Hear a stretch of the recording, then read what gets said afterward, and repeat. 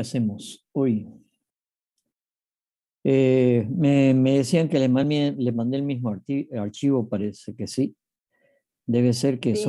sobreescribí uno sobre el otro, así que esas modificaciones que hicimos no las tengo. Lo que vamos a hacer ahora es, yo voy a repasar rápidamente las documentos. Y en base a esos documentos, vamos a ver si faltan alguna pregunta. Pero antes, Jennifer, ¿le pasaron más preguntas? Sí, pasaron en Word al otro grupo, ingeniero. ¿Cómo le va? Buenas tardes. Lo pasaron en Word. Lo que podría hacer, si no, sería compartir o agregar sobre el último archivo, que es el número 3 que usted compartió ahorita. El número 2, perdón. Ya, o si no, primero hagamos un repaso y después ya lo comparte y las vemos rápidamente. Mi pregunta es, ¿por qué otro grupo? ¿Ustedes tienen otro grupo más de alumnos? Sí, hay un grupo donde solamente estamos los compañeros justamente para no saturar este grupo y enviar las preguntas, enviar todos los Word porque eran bastantes. Y en el otro coordinamos, ¿no? De enviaran sus preguntas, algunos modificaban o acomodaban o quizás las restablecían, ¿no? Entonces estuvimos trabajando en conjunto con todos mis compañeros en el otro grupo para no saturar y para no incomodarlo a usted. Y aquí solamente enviar el producto final. Ok, ya, ahora entiendo. Ok, a ver, yo voy a compartir, vamos a hacer un repaso muy rápido de algunos documentos y vamos a ver si hay algunas preguntas pendientes. Capaz que no me acuerde, capaz que ustedes no se acuerden, ustedes me ayuden a ver si están las preguntas, ¿ok? Este es el DBC, ¿sí?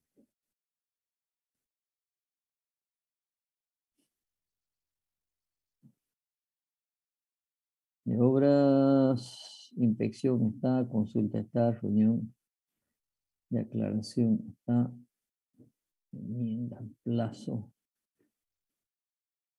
está, garantías está, rechazo y descalificación. No me acuerdo si está esta pregunta, creo que no está esta pregunta. ¿Cuándo se rechace o se descalifica una propuesta? Si no está, lo verifican. Lo que yo les diga que lo verifiquen, lo va a verificar, ¿ya? Después lo verifican ustedes. Y si no están, los agregan. Yo les voy a ir marcando las que tengo dudas, las preguntas que no estén.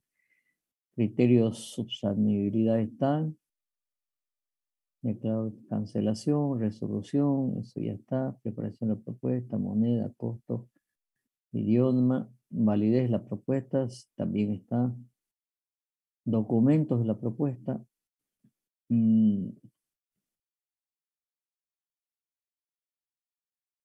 Esto tengo dudas si está todo, digamos. Creo que sí, ¿no? Ayúdenme. Estaba la pregunta esta, ¿no? Los documentos de la propuesta. Ya, ok. Está información adicional, experiencia específica. Eso también está. Equipo, cronograma de obra, propuesta económica, también está. Propuesta técnica, ¿sí? Tengo duda de la propuesta técnica. Lo verifican. Y si no está, lo agrega. Propuesta para ejercicio de tramo. Ingeniero, disculpe, la propuesta técnica quiere... No, yo lo que... ¿Cuáles son los formularios? No, es que la propuesta técnica no son necesariamente los formularios, sino que son estos temas de la propuesta técnica, ¿sí? ¿Qué contiene una propuesta técnica? el organigrama, los métodos constructivos, los números de frente y otros aspectos. ¿Ok? Entonces, ¿qué contiene una propuesta técnica? Una propuesta técnica contiene organigrama, método constructivo, número de frente. ¿Ok?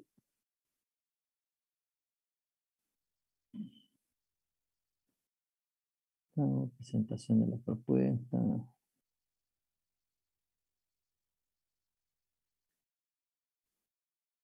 Forma de la presentación. Esto es nuevo, ¿no? Esto no lo vimos porque esto es nuevo, el tema de la presentación de la propuesta electrónica. ¿Sí? Sería bueno que lo miren y los agreguen. O sea, no hay nada nuevo, pero sería bueno que esté el procedimiento. La soledad, modificación, apertura de propuesta, evaluación. En este tema de evaluación, ¿sí? Yo varias veces en el examen parcial he presentado esto. La mayoría no lo sabía. Y los que lo sabían, ¿no es cierto? Calidad, propuesta técnica, costo, calidad o precio evaluado más bajo, no sabían el procedimiento.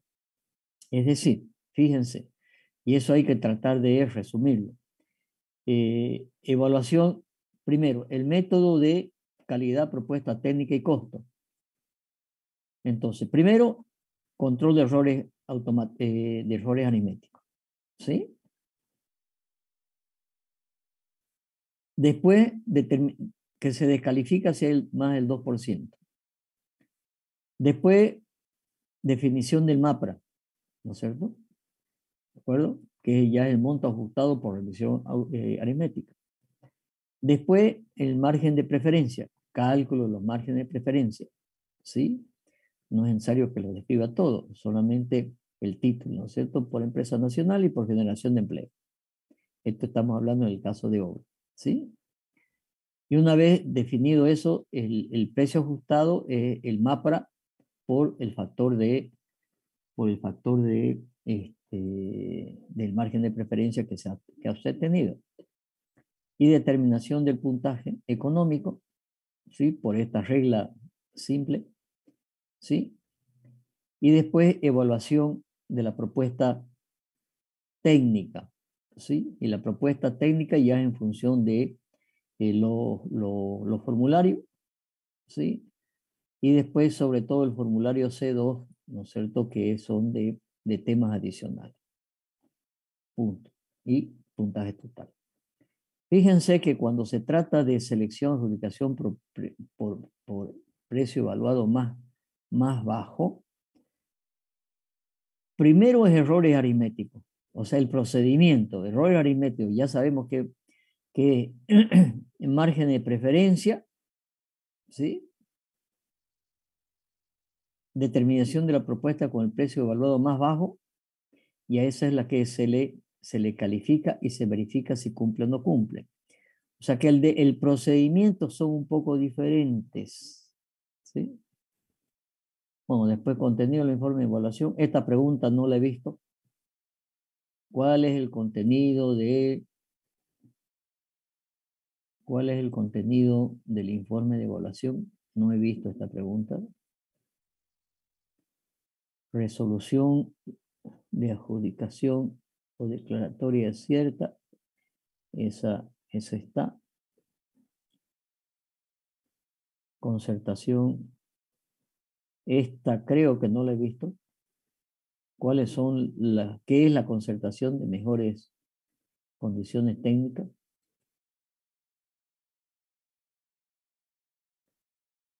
Suscripción del contrato. Modificaciones del contrato. Esto estaba.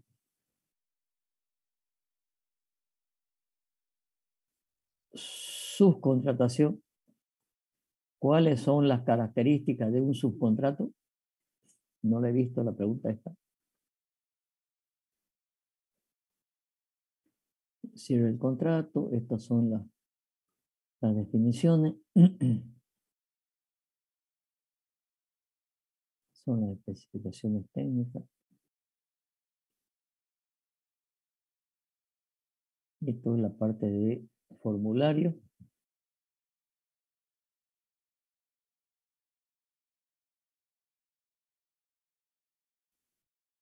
Todo esto es formulario.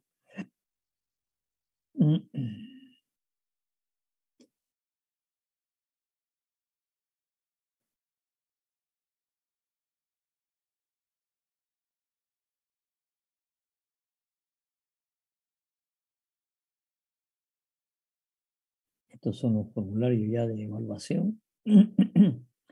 Y el contrato. ¿Sí?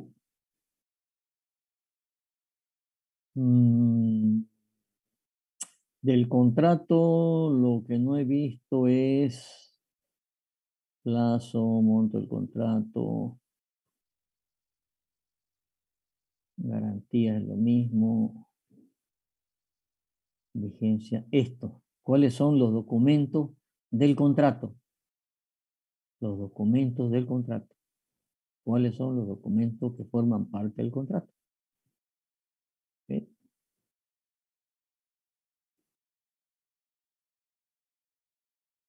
Legislación, derecho contratista.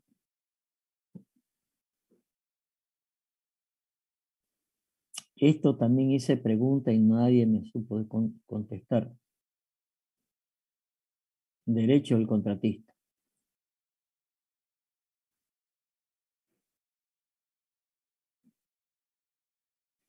Yo recuerdo que les di 2 oportunidades para que hagan preguntas sobre el contrato y no hicieron. Derecho del contratista. ¿Cuáles son los eventos compensables para determinar el plazo?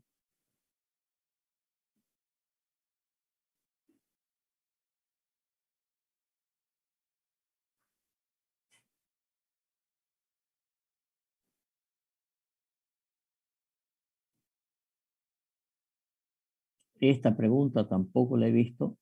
¿Qué es la protocolización del contrato?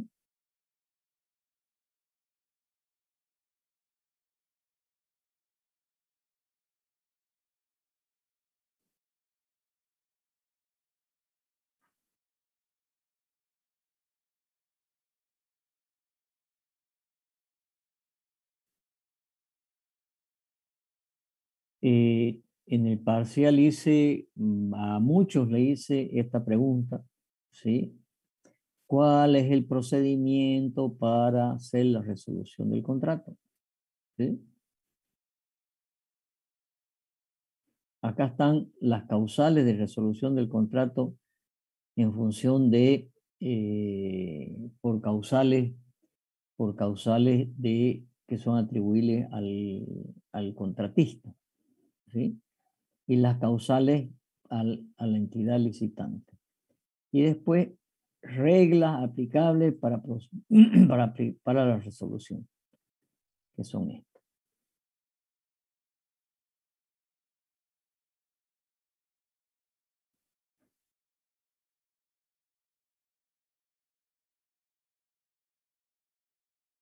Y el otro tema que no he visto en las preguntas son cómo se calculan las multas.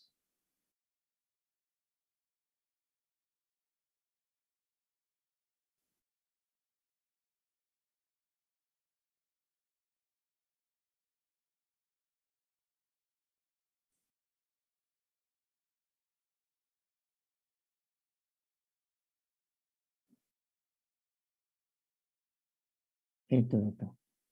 ¿Sí? ¿Cómo se calculan las multas? Que tiene una fórmula.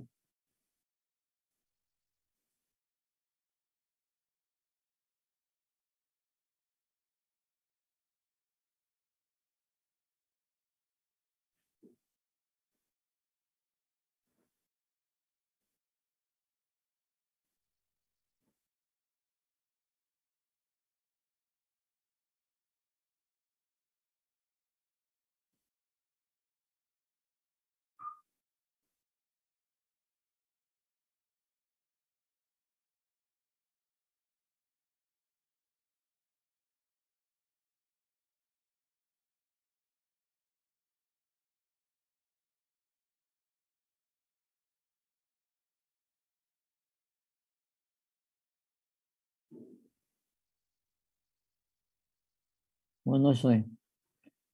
Eso es respecto a este documento el documento base de contratación. ¿Sí? Ahora vamos a repasar el 181.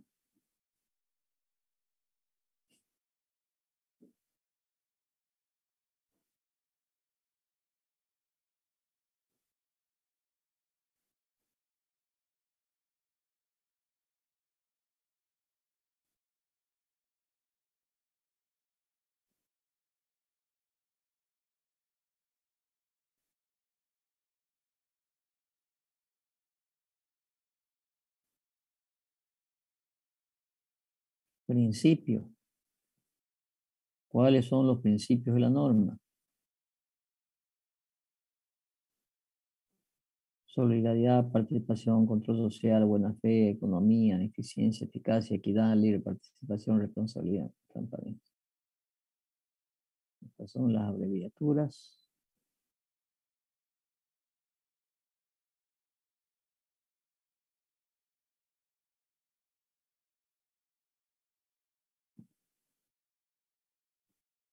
Las atribuciones del órgano rector sí están. La función de la entidad pública está la pregunta. Reglamento ¿qué es el reglamento específico? También está. Las modalidades de contratación también están.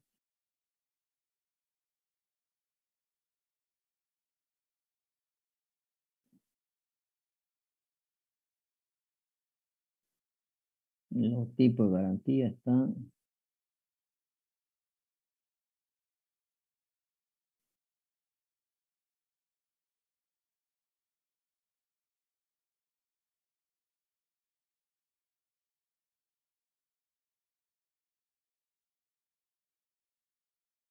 Errores está bien. Declaraciones ya hemos visto.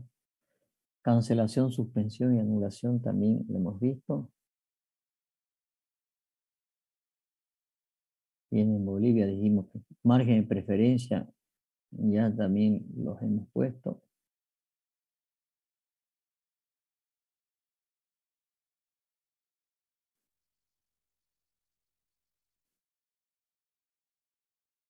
La responsable del proceso de contratación de licitación también ya está la pregunta. Está también la pregunta cuál es el responsable en producción y empleo. ¿Cuáles son las funciones de la unidad administrativa? Están. Recuerdan que se las dejé planteadas en la primer cuadro que hicimos, la unidad jurídica, en la comisión, en la recepción.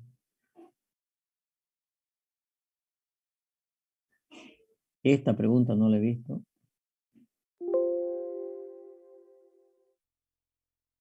¿Cuáles son las prohibiciones a participar en los proponentes? O sea, perdón, la participación a los participantes del proceso. En realidad esto está más dirigido a la entidad licitante.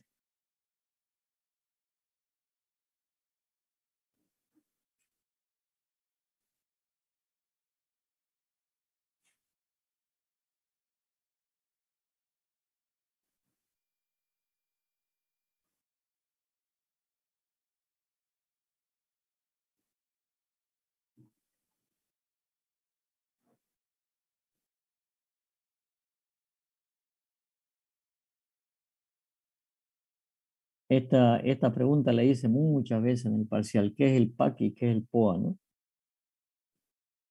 Sí, está la pregunta. Documento base de contratación, cronograma de plazo. La mesa de partes también ya está hecha la pregunta.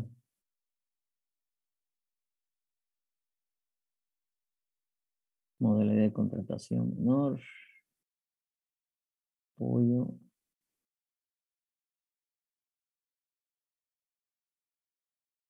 Licitación pública.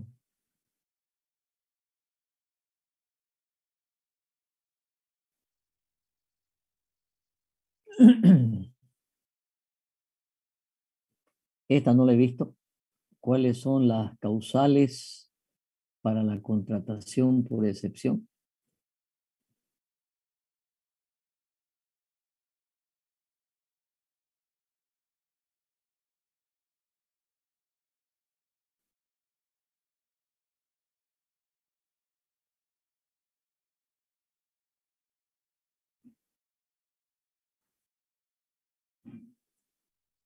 Y las condiciones para contratar por emergencia.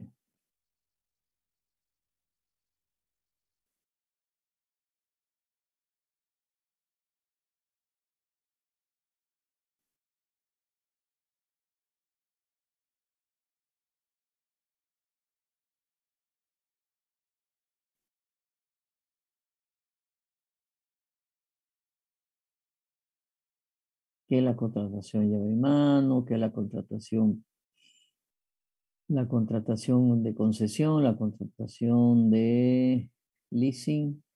Todas estas están.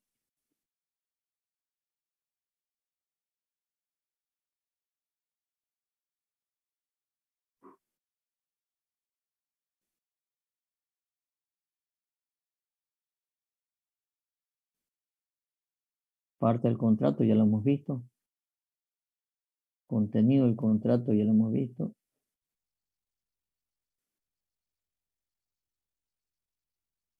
Las modificaciones al contrato lo hemos visto también en el DBC. ¿Cuáles son las resoluciones recurribles? También ya están.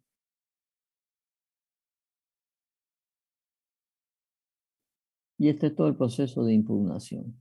Creo que está todo, jóvenes. A ver, dudas que tengan, preguntas.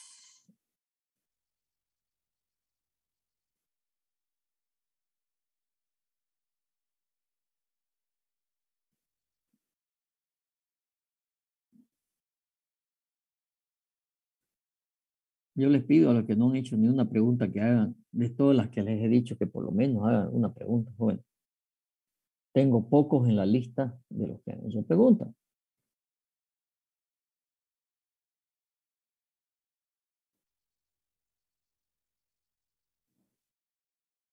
Eh, Ingeniero, ¿quiere que me sí, explique un poco sobre los márgenes de preferencia?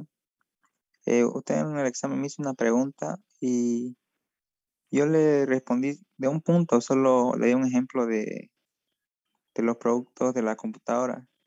Exactamente cómo deberíamos responderle en el examen, digamos, si nos volviera a preguntar esa pregunta sobre márgenes de preferencia. yo le hice, cuando le pregunté el margen de preferencia, hay algunos que me respondieron, pero muy bien, margen de preferencia para LAMPE, para licitación. Pero cuando les pedí que me den detalles, les pedí que me den cuáles son los márgenes de preferencia para la construcción, para una licitación pública de construcción. Y son dos los márgenes de preferencia. Un margen de preferencia es por empresa nacional. Pero se aprenden hasta ahí nomás, hasta empresa nacional. Y no saben de qué se trata. Entonces yo les hice un ejemplo, ¿sí? De qué es el margen de preferencia. Se lo voy a volver a hacer. Entonces, cuando yo le pregunte margen de preferencia y ustedes me respondan por empresa extranjera, pero no saben de qué se trata, ¿sí? O por lo menos la mayoría, ¿no es cierto? No me ha respondido, no me respondió de qué se trata. Yo les hice el siguiente ejemplo. Le dije, si hay una empresa 1, ¿no es cierto? Si hay otra empresa 2, si hay otra empresa 3, si hay otra empresa 4. ¿Estoy compartiendo? No, no.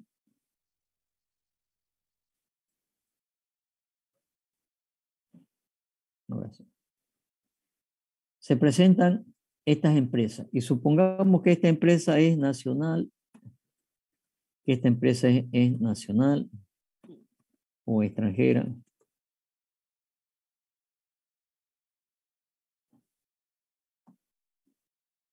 que esta empresa es nacional y que hay otra empresa extranjera.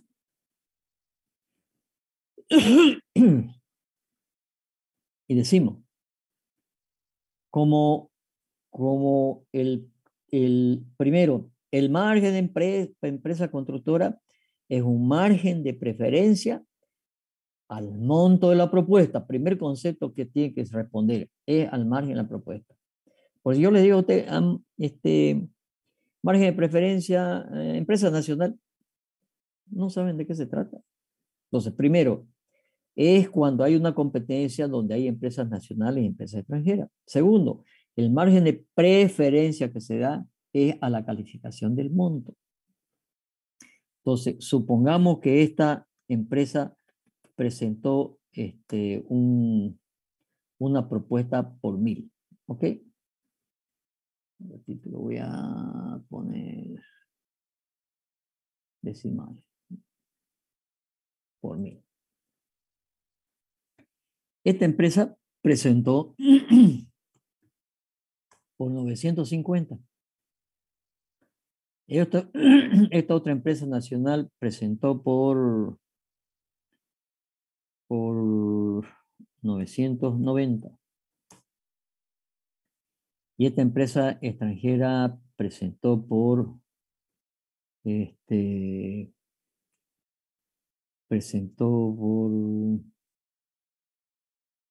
nacional, extranjera, 980. Vamos a ver si funciona. Entonces, el margen de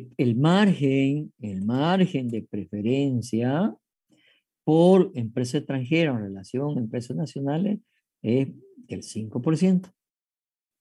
¿Qué quiere decir eso? Quiere decir que yo a estas dos empresas nacionales, ¿sí?, les voy a dar un margen de preferencia del 5%. Quiere decir que le voy a bajar su precio, como voy a competir el precio al que es más bajo, ¿no es cierto? Lo voy a bajar su precio en 5%. Es lo mismo que lo multiplique por 0.95. A la empresa extranjera no le doy margen. A la empresa nacional sí le doy margen. A la empresa extranjera esta no le doy margen. Fíjense que estas dos han empatado. Pero sucede que esta está en 940,50. ¿Sí? Y su precio es 990. Esta empresa extranjera, ¿sí?, esta empresa extranjera, esta que le estoy señalando en amarillo, es la que tiene el menor precio, ¿no es cierto?, de las dos empresas extranjeras. ¿Sí? Y esta otra empresa extranjera tiene, en realidad esta empresa extranjera es la que tiene el menor precio. Por lo tanto, su precio para comparar es el mismo. El de empresa extranjera para comparar es el mismo. Pero a las empresas nacionales le voy a dar un 5% de preferencia. ¿Qué quiere decir? Le voy a reducir su precio en 5%. Es lo mismo que le multiplique por 0.95, ¿no es cierto? ¿Y qué es lo que sucedió? Lo que sucedió es que esta se quedó con 950, esta con 950, esta con 940 y esta con 980. Entonces, ¿quién ha ganado por precio? Esta que es el que tiene el menor precio, ¿no es cierto?, de 940. A pesar que su precio, de propuesta, ¿no es cierto?, es de 990. Y está por encima del precio, ¿no es cierto?, está por encima del precio de las extranjeras. Las dos extranjeras están más bajo, pero yo a esta le estoy dando una preferencia. Y ese 5% le transforma su propuesta de 990 a 940. Por lo tanto, en precio va a ganar esta empresa. ¿Sí? Si es al precio valor más bajo, esta empresa se lleva la hora. Pero solamente es a efectos de comparación. El día de mañana voy a firmar el contrato con esta empresa por 990. Esto es solamente para comparar darle la preferencia y que la gane esta. Y podrán decir, no, pero esta empresa extranjera era más barata. Sí, señor, pero así dice la ley que yo tengo que darle una preferencia a la empresa nacional.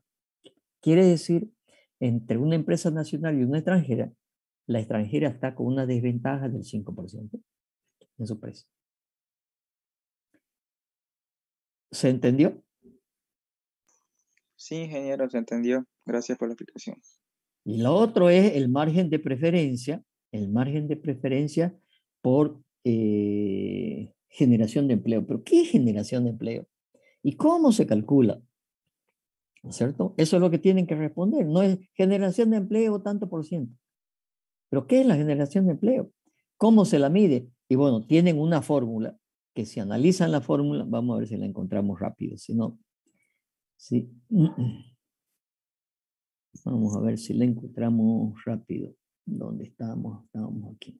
¿Sí? Lo voy a buscar, ¿ok? Está en la página 42, ingeniero, en el artículo 30, página 42. Gracias. Artículo.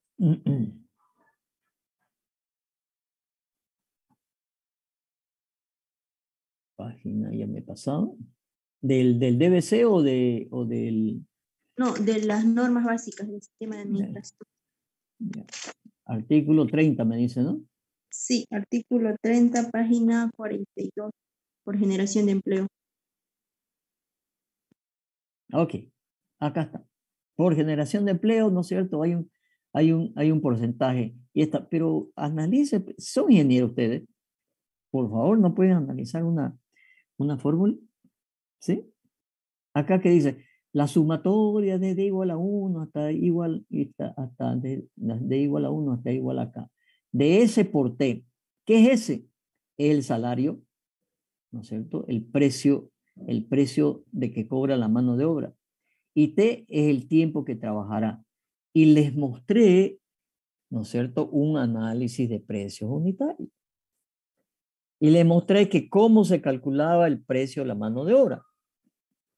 Y era la multiplicación del rendimiento en horas de una mano de obra cualquiera, de un albañil, tantas, por ejemplo, por decir 10 horas para hacer un encofrado, ¿sí? Multiplicado por su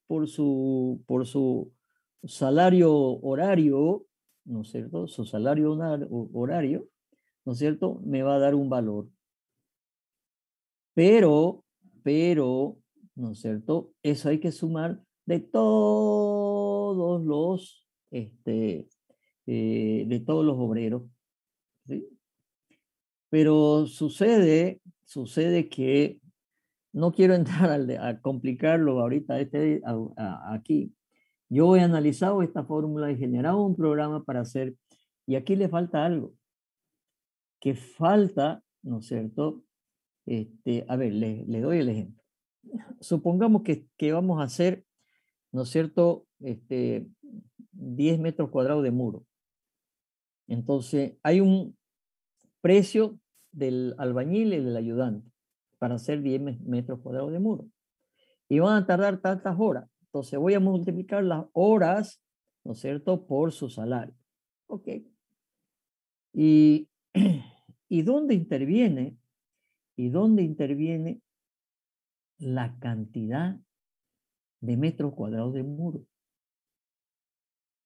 No está, ¿no es cierto? No está. Entonces yo puedo hacer una obra que tenga 1000 metros cuadrados de muro o 10 metros cuadrados de muro, y aquí estoy multiplicando la sumatoria, ¿no es cierto?, del tiempo, ¿sí? Del tiempo por su salario. Lo que hay que aclarar aquí en esta fórmula, ¿no es cierto?, es que hay que hacer, ¿no es cierto?, proporcional a la cantidad del ítem que se trata. Seguramente lo dan por sobreentendido, porque cuando yo quise aplicar esta fórmula, me faltaba algo. Me faltaba, ¿no es cierto?, la cantidad de mano de obra ¿no es cierto?, que se hace de ese ítem, ¿sí? Porque dice, ese salario de enésimo empleado, tiempo que trabaja, ¿no es cierto?, ese enésimo empleado. Dice, ese T no está en meses, se debe hacer la transformación correspondiente. Y el MP es la propuesta económica. A ver. Permítanme. Se los voy a mostrar porque el día de mañana lo van a querer calcular y no van a saber cómo. Vamos a ver dónde puede estar sistema de control, inventario, sistema de planillas. Este es planilla. Precio unitario. A ver dónde lo voy a buscar. Deme un momentito. Esto debería estar acá en...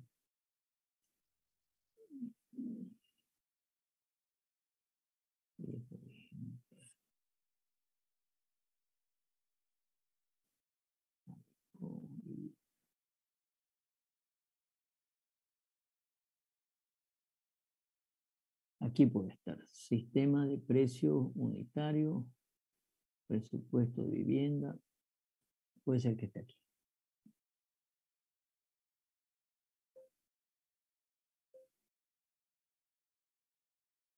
A ver, vamos a hacer cualquier ítem. Acá. Acá está. Les mostré lo que es un análisis de precio unitario, ¿no es cierto? Donde está materiales, mano de obra y equipo. En este caso, que es colocación de césped, a ver, voy a elegir otro ítem para que lo veamos más claro. Voy a elegir un ítem de impermeabilizaciones, silos rasos, mesones, uno de hormigón, a ver, hormigón para columna, ok, hormigón para columna. Entonces, en este hormigón para columna yo tengo los materiales que intervienen, ¿sí? Voy a hacer más grande. Y después la mano de obra. ¿Qué es lo que me está diciendo esa fórmula? Esa fórmula me está diciendo, ¿sí? Multiplique la sumatoria de los SI, el salario, ¿sí? Por los TI, por el tiempo que trabaja. Entonces, si yo voy al análisis de precio unitario, ¿sí? Este de aquí, ¿dónde está? Este de aquí. A este digo, este es hormigón armado para columnas. Entonces, está su unidad en metros cúbicos. Entonces, para hacer un metro cúbico de hormigón, de columna, yo necesito 3 horas de albañil, necesito 11 horas de peón, necesito 15 horas de encofrador, necesito 13 horas de fierrista y necesito 28 horas de ayudante. Si yo multiplico las horas por su precio por hora, me da a dar plata, ¿no es cierto? Pesos por hora, precio por hora, ¿no es cierto? Que es el precio unitario, fíjense acá arriba dice precio productivo, que es el precio unitario, y al lado está la cantidad. Esta es la cantidad de horas, ¿no es cierto? Y este es el precio de cada uno. Y por lo tanto, al multiplicar esto por esto, voy a tener esta suma de mano de obra. Muy bien. Pero me dice que tengo que compararla, ¿no es cierto?, de todas las manos de obra. Pero no es lo mismo que tenga 1.600 o 1.067 bolivianos aquí. ¿Por qué? Porque estoy haciendo, en metros cúbicos de esta columna, estoy haciendo apenas 1,5 metros. Pero ¿qué pasa, no es cierto? ¿Qué pasa si yo hago, en vez de 1,5 metros, hago 100 metros de columna? ¿Sí? Sucede que ahora la generación de empleo por mano de obra, ¿no es cierto?, se ha pasado, ¿no es cierto?, ¿a cuánto? A 1.067. ¿Sí? Porque depende de la cantidad. Y si yo voy a hacer 500 metros cúbicos de columna, ¿no es cierto? El precio unitario se ha mantenido, pero fíjense acá, el precio total estoy en 533.000. ¿Antes cuánto tenía? Antes tenía un metro cúbico y medio, ¿no es cierto? Y sucede que si yo ahora le pongo, en vez de 100, le pongo 500, fíjense cómo cambia este valor, ¿no es cierto? Y este valor en mano de obra ahora va a ser 533.000. Entonces, no está claro. Cuando yo quise aplicar la fórmula así tal como está, la fórmula, lo que dice ahí en la norma, no me satisface. No me da el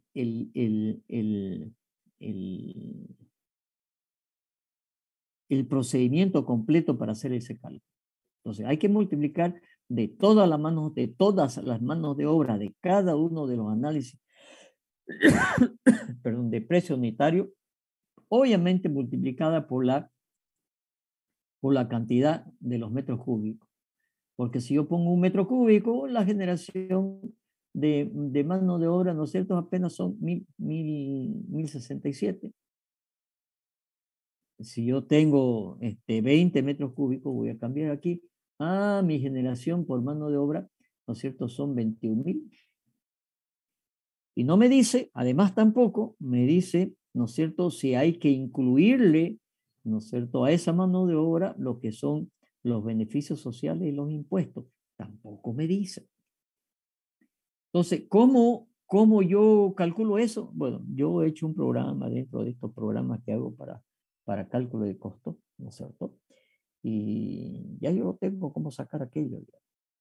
¿Sí? Pero lo más importante es que ustedes entiendan el concepto, ¿sí? Que ustedes entiendan el concepto. ¿Cuál es el concepto? Y fíjense que esto además está dividido por la propuesta económica. En otras palabras, es la cantidad de plata que se genera en mano de obra contra la propuesta, el valor de su propuesta. Eso es conceptualmente. Entonces, cuando me decían, por generación de empleo, ¿y cómo se calcula? Es que hay una fórmula. No me interesa la sumatoria del S por I, no, me interesa el concepto. ¿Cuál es el concepto? Que se lo he explicado. Es la cantidad de plata que, ¿no es cierto?, genera esa obra en mano de obra. Listo. En un porcentaje, ¿no es cierto?, en relación a su propuesta. ¿Sí? En relación a su propuesta. Y ese porcentaje en relación a la propuesta me va a dar un cierto valor. Y al que tenga un valor mayor, a ese le voy a dar el margen de preferencia. ¿Sí? Incluso acá está, ¿no? El 5% menor, igual, 1 menos MP sobre 100, está parte del procedimiento. ¿Se entiende ahora? Yo les vuelvo a insistir en el tema concepto. Entonces, tengan claro el concepto de lo que es el margen de preferencia y cómo se calcula, ¿no es cierto? No le voy a pedir, a ver, aquí esta obra, esta mano de obra, calcúlenmelo, no, ya lo verán en su momento ustedes, pero sí deben tener claro que es un porcentaje. Se le va a dar ese porcentaje de margen de preferencia a aquella empresa que hubiera generado, según sus análisis de precio unitario, hubiera generado la mayor cantidad de mano de obra. En plata, la mayor cantidad de monto en mano de obra. La pregunta es, ¿quién después se la controla? Nadie. Nadie le controla esto, ¿no es cierto? Porque no he visto un solo supervisor que diga, a ver, usted dijo en su propuesta y se ganó esta propuesta porque tuvo un margen de preferencia, mano de obra. Quiero ver la mano de obra, ¿no es cierto? Y no que después me ponga en su análisis de precio unitario que va a ser una excavación a mano, generando mucha mano de obra y después vaya allá y le mete una máquina. Supongamos para hacer la excavación de una red de agua potable. Si yo quisiera engañar, ¿sí? ¿Qué haría? Metería en análisis de precio unitario de excavación mano de obra. Mano de obra. ¿Sí? Y le pongo una plata ahí, ¿sí? Y va a generar alto monto de mano de obra, porque estoy excavando todas las tuberías, donde van a ir todas las tuberías, estoy excavando con mano de obra. Y después llego a la obra y le meto una retroexcavadora. ¿Qué hice? Le mentí. Entonces, este es un tema con el cual, ¿no es cierto?, se puede jugar a la mala en una propuesta. Yo presentar mucho mano de obra, después exigir que se me aplique el margen de preferencia y después en la obra no lo cumple. Pero me gané la propuesta, ¿no? Malamente. Entonces, esas son las deficiencias que tiene para mí, una de las grandes deficiencias que tiene esta norma en respecto a este margen de preferencia de mano de obra. Primero, cómo se calcula y segundo, después, cómo la controla. No he visto en los documentos base de contratación, ¿no es cierto?, que le diga al supervisor, controle el margen de preferencia que se le dio a este señor y por eso ganó la propuesta. ¿Ok? ¿Se entendió ahora?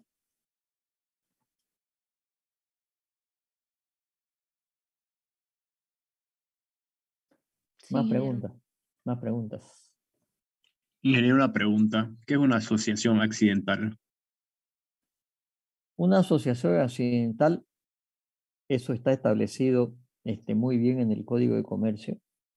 Es cuando, digámoslo así, se unen dos o más empresas para presentar juntos una propuesta. ¿Cuál es el concepto? El concepto es un concepto de complementariedad. Yo puedo, quiero presentarme a una obra de unas redes de agua potable. Y sucede que yo siempre hice, ¿no es cierto?, edificios. ¿Qué quiere decir? No tengo experiencia en agua potable. Por lo tanto, no voy a calificar. Entonces la llamo a otra empresa y le digo, oye, entremos juntos. ¿Sí? Vos tenés experiencia, ¿no? Ya. Y yo tengo equipo. Y yo además tengo plata para sacar y tengo bienes para sacar la garantía. Vos no tenés. Juntémonos. Ya, ok. Entonces, para juntarse dos empresas, para presentar una propuesta en forma conjunta, se tiene que hacer una asociación accidental. ¿Y por qué se llama accidental? Porque es por un tiempo determinado. ¿Cuál es el tiempo determinado? Lo que dura la obra. ¿Sí? Entonces, los dos presentan su papel. Ustedes se recuerden en identificación del proponente, el formulario A2, ¿no es cierto? Está cómo se debe presentar la información. Una para la asociación accidental y después cada empresa presenta su información que corresponde. Aquí hay un concepto muy importante, muy, muy importante. Cuando dos empresas se asocian a asociación accidental y presentan, las experiencias se suman.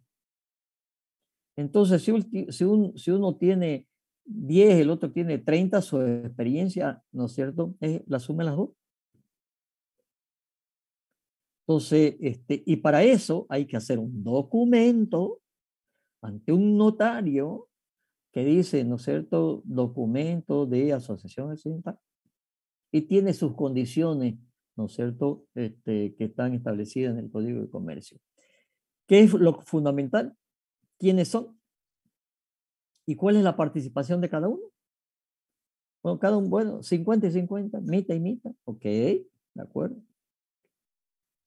El tema es que hay veces que llega una empresa extranjera y hace una asociación accidental con una empresa nacional. Y dicen, bueno, hay que poner la garantía. Y el nacional no tiene capacidad de garantía. Entonces el otro lo chantajea y le dice, bueno, te voy a dar el 10% nomás en la asociación accidental. Por ejemplo, yo voy a poner la garantía. Pero en la obra vamos a ir iguales. Pero en el documento de asociación accidental va a ir 10-90, 10-90. Son temas muy complicados después cuando, sobre todo, hay problemas y hay que repartir los dividendos. ¿Sí? Otro aspecto de la asociación accidental es que antes tenían que sacar un NIT, o sea, un registro para pagar impuestos, ¿no es cierto? El número número de registro de impuestos, el NIT. ¿Sí? Hoy no es necesario sacar el NIT, funcionan con el NIT de las empresas. ¿Sí? La garantía no es necesario que las pongan los dos. Puede ser una empresa solamente que ponga la garantía. Entonces, todos esos aspectos están en un documento, en un contrato, llamémoslo así, de asociación accidental, que tiene que ir, ¿no es cierto?, donde un notario, hacerlo, registrar el notario y registrar además ese contrato de asociación accidental, ¿en dónde? En Fundempresa, para que tenga toda la validez del caso el día de mañana. ¿Cuántos pueden entrar en asociación accidental? Más de dos, sí, dos o más días. Y yo conocí un caso y en esta ciudad, en Santa Cruz, en el departamento de Santa Cruz, se asociaron 200 empresas. Así como lo escuchan ustedes, 200 empresas. ¿Para hacer qué? Para hacer la carretera Abapó-Camil. Por una situación que se dio muy atípica, pero dos empresas se llevaron el 50% y el restante de las empresas que estaban inscritas en la Cámara de la Construcción, ¿no es cierto?, se asociaron, se hicieron una asociación accidental de todas las demás empresas que estaban en la Cámara de la Construcción. Al final lo que quedaron fueron 5 grupos, ¿no es cierto? La mayoría de las empresas vendió, no, yo no quiero tener un pedacito, lo vendo mi acción. Y quedaron 5 grupos que hicieron la mitad de la carretera, ¿no es cierto? Lo hizo un par de empresas asociadas a la asociación accidental y otra empresa, y el resto, 5 grupos de empresas. Bueno, estábamos hablando que en ese entonces, debe haber sido finales del año 80, 86, 87, haber sido. En ese entonces, la obra más grande que se había hecho en Santa Cruz era el Instituto Politécnico de Camiri, que era una obra de $1 millón y pico de dólares. Esta era una obra de 56 millones de dólares. Entonces, había que juntar muchas empresas. Bueno, hay toda una historia atrás de eso. Otro caso que les comento es que hubieron 3 empresas en Santa Cruz, ¿sí?, que toda la vida decidieron trabajar juntos en asociación accidental. Y toda la vida, y fueron de las empresas más grandes que hubieron en Santa Cruz. ¿Cierto? Tres empresas que se juntaron siempre. Nunca entraron solas. Siempre entraron en asociación accidental. Todas las obras tenían que presentar el documento de asociación accidental. Otras 2 empresas que fueron las 2 empresas más grandes carreteras de este país, de acá de Santa Cruz. Formada, una de ellas formada por todavía estudiantes de la René Moreno, de las primeras promociones, ¿sí?, que formaron la empresa y llegaron a ser la empresa más grande carretera del país. Y estas 2 empresas dijeron, bueno, todas las obras mayor de, no me acuerdo cuánto, creo que 5 millones de dólares, vamos a entrar en asociación accidental. Las menores a 5 millones podemos entrar cada uno por su lado. Oh. Esa es la asociación accidental. ¿Se entiende? Sí, ingeniero. Ingeniero, una consulta más. Cuando hacen una asociación accidental, una nacional con una extranjera, ¿puede tener margen de preferencia? Puede tener margen de preferencia solamente en la proporción que está en el documento de asociación accidental de participación de la empresa nacional. ¿Ok? Gracias, ingeniero. Ingeniero, buenas tardes. Sí, adelante. Sobre el tema de la forma de presentación electrónica de propuestas, tengo una duda sobre el tema de las garantías. En una es donde dice que se tiene que presentar en sobre, y en otra habla sobre el uso del depósito por concepto de garantía. Sería propuesta que deberá ser realizado al menos 2 horas antes de la conclusión del plazo. Ya, a ver. Cuando usted da una garantía, ¿cierto? Yo voy al banco y le digo, quiero una garantía, ¿de cuánto? De 100.000, ya. Vos, empresa constructora, dame una garantía de tu casa y no sé qué más, y yo te doy una boleta bancaria, por ejemplo. ¿Sí? Okay. Yo la presento en mi propuesta, y eso, ¿qué está garantizando? Está garantizando un cumplimiento de contrato, por ejemplo. Si yo no cumplo el contrato, ¿sí? La entidad licitante va a ir al banco, le va a decir, esta empresa no cumplió, deme la garantía. No la garantía. Acá está la garantía, el papel que usted, banco, me entregó. Yo le digo que la empresa no ha cumplido y por lo tanto deme la plata. Y el banco le tiene que entregar la plata. Punto. Y la entidad, ¿no es cierto?, se va con su plata.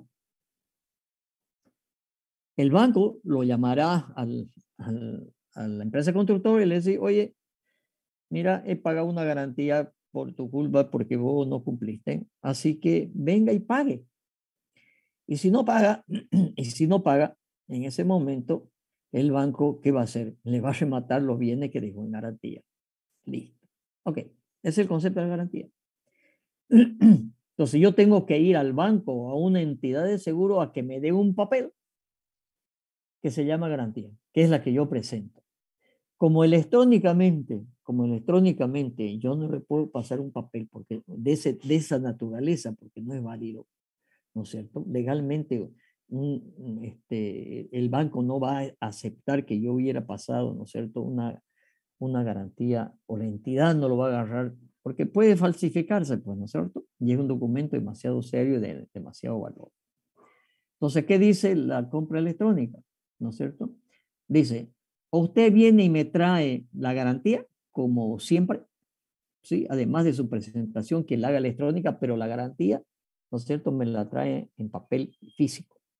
O si no, usted vaya al banco y deposite ese valor de la garantía de plata en lo que se llama un DPF, depósito a plazo fijo.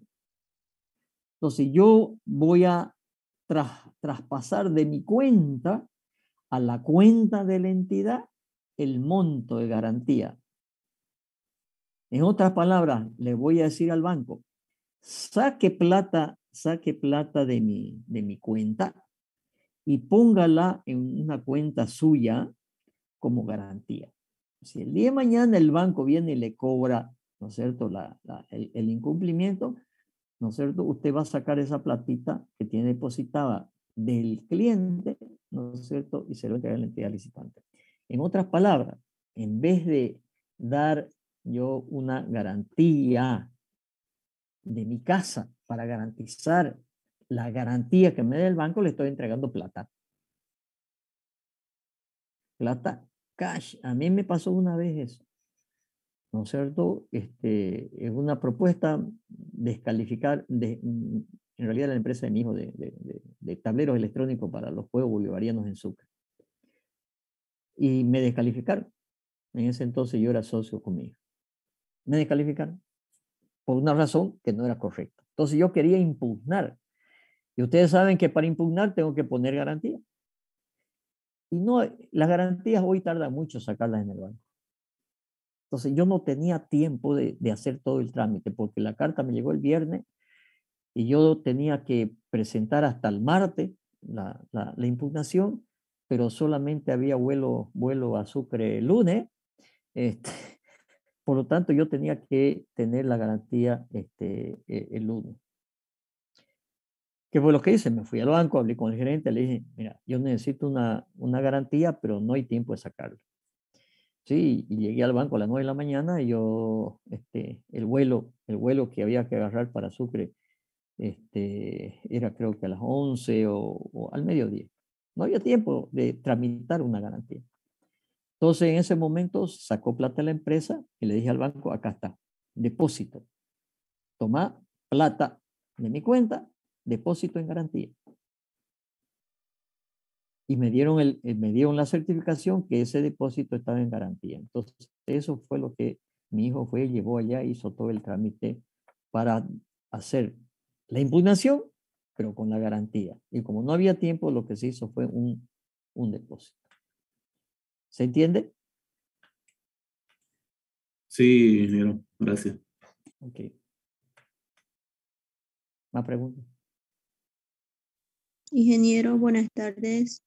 Buenas tardes, Eh, Sara. Cuando hablamos de protocolización de contrato, ¿a qué nos referimos, ingeniero? No lo entiendo eso. Ya. Cuando usted compra una movilidad, ¿qué hace? ¿A dónde va? Para asegurarse de tener un documento que usted pues, compró o cual otro vendió. ¿A dónde van? Al abogado, Mm, sí, pero ¿qué abogado en especial? ¿Alguien sabe? un notario. Sí, señorita, un notario. Entonces, cuando usted hace un contrato, para que el contrato, un contrato de alquiler, un contrato de venta o un contrato de lo que sea, para que tenga la legalidad, ¿no es cierto? Usted va dando un notario, por eso se llama notario de fe pública. Ese notario lo inscribe ese contrato en sus libros. Antes era a mano, ¿sí? A mano había que transcribir el contrato en un libro. Libro era el libro, libros espastados así por eso. Que el notario escribía el contrato y después firmaban abajo las partes, digamos, del contrato. Y ese libro lo mantenía el notario. El día de mañana, cualquier cosa, para yo tener la validez de que sí existió ese contrato, voy donde el notario, le pido una copia y el notario me certifica, ¿no es cierto? Que consta en su libro ese contrato y que ha sido firmado delante de él, porque se firma delante del notario. ¿Okay? Cuando es un contrato de obra, ¿sí? Ese proceso de anotarlo en un notario se llama un proceso de protocolización. El tema es que no es cualquier notario, es un solo notario, ¿no es cierto? Que se llama el notario de Hacienda, que pertenece a la gobernación.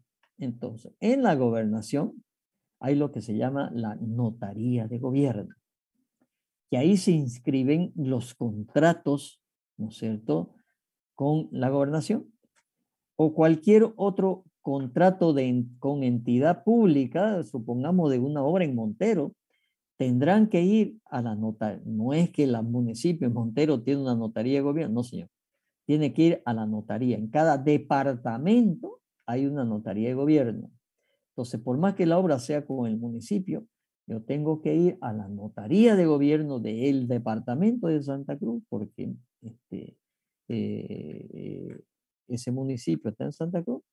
Y lo mismo, tengo que registrar, ¿sí?, ese contrato solamente en esa notaría de gobierno. Y una vez registrado, eso es lo que se llama la protocolización del contrato, para que tenga, ¿no es cierto?, la mayor validez o legalidad el contrato. ¿Se entiende? Sí, ingeniero, muchas gracias. Una pregunta. Ingeniero, otra pregunta. ¿Cuál es la diferencia entre supervisor y superintendente? Es lo mismo, el supervisor vendría a ser como, digo, el superintendente, y el superintendente vendría a ser como el fiscal de obra. Socorro, son tres cosas diferentes. Supervisor, superintendente y fiscal son tres cosas totalmente diferentes. ¿Ok? Le explico. Se llama superintendente al representante técnico de la empresa constructora. Entonces tenemos tres figuras, ¿no es cierto? O tres entidades, llamémoslas así. Una es que la entidad contratante, que es la que licita. La otra es la empresa constructora. Y la otra es la empresa que supervisa. Son tres entidades, ¿no es cierto?, diferentes. Entonces, una entidad es la empresa constructora. Esa empresa constructora tiene un superintendente o también llamado a veces director de obra. ¿De qué se encarga ese? De dirigir la obra por parte de la empresa constructora, el que organiza, planifica, ¿no es cierto?, la obra.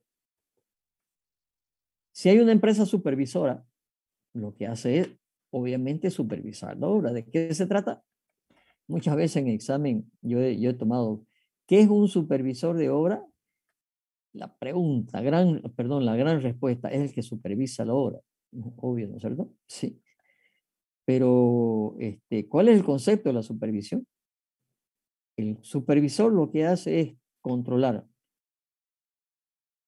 la calidad de la obra a través de las especificaciones técnicas, las cantidades de obra que se hacen a través de las mediciones que se hacen para hacer las planillas de avance de obra y los costos en función de si hay nuevos precios, si hay nuevos ítems, controlar los costos y llevar el control de las planillas de avance de obra, con lo cual el supervisor aprueba las planillas para que le paguen a la empresa constructora.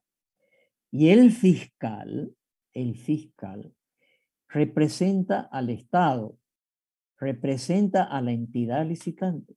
Normalmente es un profesional de la unidad solicitante, normalmente. No es un contratado. A veces se puede contratar cuando hay entidades, por ejemplo, a ver, qué sé yo, el Hospital San Juan de Dios. No es pues una entidad que está licitando todos los días como una gobernación y un municipio. Entonces no tiene una estructura técnica.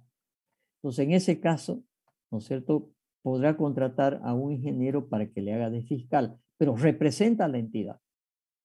Entonces, por ejemplo, la obra avanza, la empresa constructora dice avancé este mes tanto, acá está la planilla la aprueba el supervisor se la pasa al fiscal, el fiscal la aprueba, y si el fiscal la aprueba, la pasa a la administración de la entidad para que la parte administrativa y haga el proceso para que le paguen a la empresa. De nuevo, empresa constructora, su máximo representante técnico es el superintendente de obra o director de obra. La supervisión, el máximo de la supervisión se llama gerente de supervisión. Y el fiscal es el empleado público nombrado por la entidad pública para que haga el control de la supervisión. Porque ya hemos dicho, el fiscal no se puede dirigir a la empresa directamente, tiene que hacerlo siempre a través del supervisor. Pero es el que representa a la entidad pública, ¿no es cierto? Y es el que aprueba las planillas, el que aprueba orden de cambio, contrato modificatorio. Al final es el que se encarga de aprobar según el nivel o de hacer aprobar dentro de esa entidad, ¿no es cierto?, la relación que existan entre la empresa constructora y la empresa y la entidad licitante. Y siempre a través del supervisor. ¿Se entiende? Sí, ingeniero. ¿Y el residente de obra qué vendría a hacer? El residente de obra es un segundo del superintendente. Normalmente el superintendente o director de obra a veces no está al 100% en la obra. Entonces, si el director de obra no va a estar el 100% de la obra, tendrá que tener un residente. Ese por eso se llama residente. Ese está 100% en la obra, dedicado exclusivamente a esa obra. Puede haber que hay un director de obra que está dirigiendo 2 o 3 obras. Pero, y también existe residente en supervisión. Yo soy gerente de supervisión, pero tengo un residente en cada obra donde estoy haciendo supervisión. ¿Okay?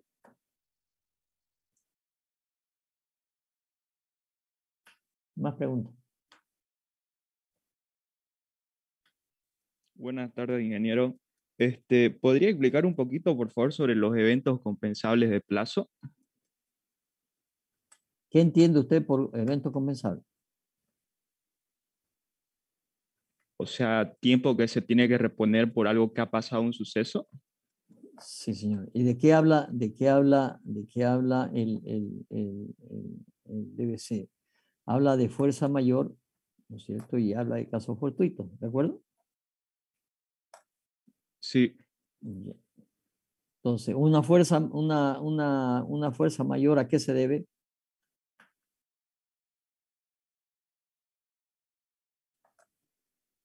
¿A qué se debe la fuerza mayor?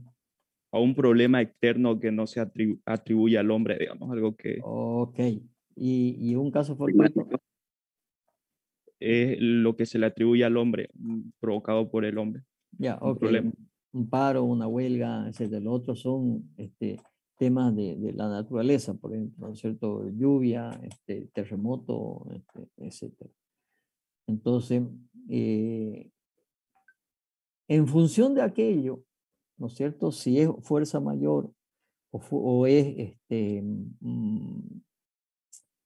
el caso fortuito, ¿no es cierto? Si el supervisor de obra tiene que hacer el análisis si corresponde o no corresponde a ampliación de plazo. Yo les comentaba alguna vez decir, bueno, llovió. Entonces no es lo mismo la ampliación de plazo por lluvia que le voy a dar, ¿no es cierto? A alguien que está haciendo un edificio que ya está poniendo piso, quiere decir que ya el edificio está, ¿no es cierto? Y está poniendo piso bajo techo, pues, ¿no es cierto? En la lluvia no le va a perjudicar, ¿sí? Yo supervisor no le voy a dar ampliación de plazo por lluvia. Pero si estoy haciendo una carretera y me llueve, hay veces que incluso llueve un día y yo tengo que darle 2 días de ampliación de plazo. ¿Por qué? Porque al día siguiente le voy a prohibir que meta las máquinas, porque está eso barro, ¿no es cierto? Y va a deshacer peor, ¿no es cierto? Lo que está hecho. Entonces, y esos eventos compensables, ¿no es cierto? El otro aspecto importante ahí es que tiene que hacerlo el reclamo tiene que hacerlo en forma inmediata. Porque si lo quiere hacer al final de la obra, el evento sucedió, pero no le van a dar ampliación de plazo. ¿Por qué? Porque la norma establece un tiempo para hacer ese reclamo. Y el otro aspecto es que una vez ese efecto compensable se lo ha aprobado, hay que hacer un contrato modificatorio. ¿Para qué? Para ampliar el plazo de la obra. Yo puedo ampliar el plazo de obra solamente por orden de cambio o contrato modificatorio. Entonces, si solamente es una modificación del plazo, ¿no es cierto? Tengo que hacer un contrato modificatorio para que quede claro, ¿no es cierto?, la ampliación del plazo de la obra. ¿Ok? Entendido, ingeniero. Gracias. ¿Alguien más? Ingeniero, otra pregunta tengo. ¿Quién se encarga de recepcionar la propuesta cuando se hace una licitación? Cuando tiene una propuesta, a usted le dicen, ¿no es cierto? Usted le dice, tiene que presentarla, ¿no es cierto?, en las oficinas de la gobernación, en la dirección de infraestructura, la dirección o la Secretaría de Obras Públicas, ¿no es cierto?, que está en la quinta municipal, en el piso 3, a las horas, ¿no es cierto?, 10 de la mañana. Listo. Entonces, la unidad solicitante debe organizar todo ese proceso. ¿Qué hace la unidad solicitante? Prepara, ¿no es cierto?, a alguien, una persona, que reciba las propuestas a la hora señalada. Entonces, en el lugar y en la hora señalada, o desde antes, ¿no es cierto? Habrá un lugar en esa oficina donde le van a recepcionar la propuesta. Usted llega con su propuesta, vengo a entregar esta propuesta, aquí. Entonces, la secretaria, posiblemente, normalmente a la secretaria de la unidad solicitante, la ponen para que reciba la propuesta. Esa persona que recibe la propuesta, le agarra su propuesta, le anota, recibe y le da un comprobante que ha presentado su propuesta a tal hora. ¿Sí? Y obviamente tiene que ser antes de la hora prevista para recepción. Ni un segundo más. La pregunta es, ¿en el reloj de quién? Porque capaz que yo tengo adelantado mi reloj, o el de la entidad está atrasado. Para que no haya problemas, porque antes había mucha discusión en el reloj de quién, la hora de Greenwich, la hora de la señorita hora. ¿Conocen a la señorita hora? Ya pues ustedes son de celular, pues, ¿no? Ya ustedes, muchos no han conocido el teléfono fijo, pues, ¿no es cierto? ¿Ah?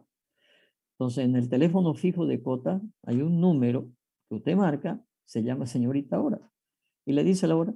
Obviamente, es una grabación que está permanentemente diciendo la hora. Entonces, antes incluso se decía en función de la hora de cotas. Pero ahora la norma dice en función del reloj de la entidad licitante. Entonces, entre la organización que tiene que hacer en el lugar donde se va a entregar las propuestas, tiene que haber un reloj. Obviamente que ese reloj no puede estar pues con una hora atrasado, con una hora adelantado, no tiene que estar con una hora racional. Pero también usted como proponente tiene que ser lo suficientemente racional para llegar, ¿no es cierto?, por lo menos 5 o 10 minutos antes. Porque supongamos que usted llega 1 minuto antes y hay 5 delante de usted en la cola, ¿no es cierto?, o en la fila para entregar la propuesta. Y llega el momento. ¿Usted se queda sin presentar propuesta, sí o no? ¿Quién me dice? Sí, se queda sin presentar. No, sí presenta, sí puede presentar. ¿Qué dice la norma? La norma dice que en ese recinto, en esa oficina donde se están recepcionando las propuestas, llegada la hora, se cierra la puerta de esa oficina y se le recibe la propuesta a todos los que están adentro, por más que haya 10, ¿no es cierto? Y termine a las 10:15, ¿no es cierto? De recibirles, anotarles, darle la constancia, pero tiene que recibirle a todos aquellos que al momento de que se cumplió la hora estaban, ¿no es cierto?, ya habían llegado dentro del recinto. Si llega otro, ¿no es cierto?, a las 10:05, ¿no es cierto?, y todavía no se han terminado de presentar la propuesta, ese que llegó no puede presentar propuesta. Pues ya la puerta se cerró, puede tocar la puerta o se le dirá, oye señor, ya se cerró, ya se cerró la puerta. Pero esos de ahí están presentando, sí, pero ellos estaban, ¿no es cierto?, antes de las 10 en punto. ¿Ok? Ingeniero, Sí. disculpe, mencionaba que la unidad solicitante se encargaba de hacer todos los Sí. procesos, ¿no?, para darse la entrega, pero Sí. creo que la MAE era la que designaba al encargado de recepción, ¿no? No. Eso, Momentito. No confundamos lo que es la comisión de recepción de las obras con la recepción de la propuesta. La recepción de la propuesta, ¿no es cierto?, normalmente la hacen entre la unidad administrativa y la unidad solicitante. ¿Sí? Que esos son los que organizan, que existe una persona que recibe las propuestas. Una vez recibidas las propuestas, ¿no es cierto?, máximo en el plazo de media hora, 1 hora, se tienen que abrir las propuestas. No que antes uno entregaba la propuesta y lo llamaban para abrirlo sobre la propuesta. Pero a veces lo llamaban 1 mes después o 2 meses después que había pasado cualquier cosa. Hoy la norma dice, no señor, ustedes entregan la propuesta, les repito, eso lo organiza entre la unidad administrativa, ¿no es cierto? Y la unidad solicitante. Entonces se recibe la propuesta, quien recibió la propuesta entrega ahí mismo, normalmente está en un salón, ¿no es cierto? O una oficina, dependiendo de cuántos van a ver, ¿no es cierto? Le entrega a quién, a la comisión de calificación, y le entrega con un acta donde le dice, se han recibido esta propuesta y con observación o sin observación, ¿no es cierto? Y le entrega la lista de quiénes fueron recibidas, a qué hora fueron recibidas, ¿sí?